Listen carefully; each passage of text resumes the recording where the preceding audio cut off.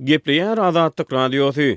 Türkmenistanyň maglumat tehnologiýalary boýunça ýürütülen kampaniýalary 14-nji iýuny Lewap vilayatynyň Türkmenabaş şäherine kiber howpsuzlygy maslahat eder diýip hökümete ýakyn habarlar çap edýän Arduino News saýty habar berýär. Habardan ma'lum bolşuna görä sanly zamana atlandyrylýan konferensiýany Türkmen Transit Hojalyk Jemgyýeti gurnaýar. Şol bir wagtyň özünde Türkmenistanyň senagatçylar we telekeçiler birleşmesi Aşgabatda 11-nji iýuny Türkmen tehnologiýa kompaniýalarynyň bir nemis kompaniýasy bilen hyzmatdaşlygy maslahat edenligini habar berýär. Maglumata görä Türkmenistanyň Türkmen Transit akylly tilsimat ustad inженер imdat elektronika ýaly yerli tehnologiýa kompaniýalary Aşgabatda Germaniýanyň Saab kompaniýasy bilen hyzmatdaşlygy maslahat edipdir. Beýleki tarapdan mundan ozal Azatlyk Radiosynyň çeşmeleri Türkmenistanyň howpsuzlyk edaralarynyň ýurt raýatlaryny kiber giňişlikde ýygyrlamakda daşary ýurt kompaniýalary bilen hyzmatdaşlyk edýänlikleri barada güýçli alamatlaryň bardygyny habar beripdi. Ýatlasak Azatlyk Radiosy ýanwaryň aýagyna Türkmen hökümetiniň kiber giňişlikdäki işçiligi we munyň ýurt raýatlaryna oňoýsuz täsiri boýunça geçiren derňew işiniň netijelerini çap etdi. 31-nji ýanwarda çap edilen derňewde Azatlygyň hökümete ýakyn çeşmeleri Türkmenistanyň Milli Howpsuzlyk Ministrliginiň 2 ýerli hususy tehnologiýa kärhanasy bilen hyzmatdaşlyk edip,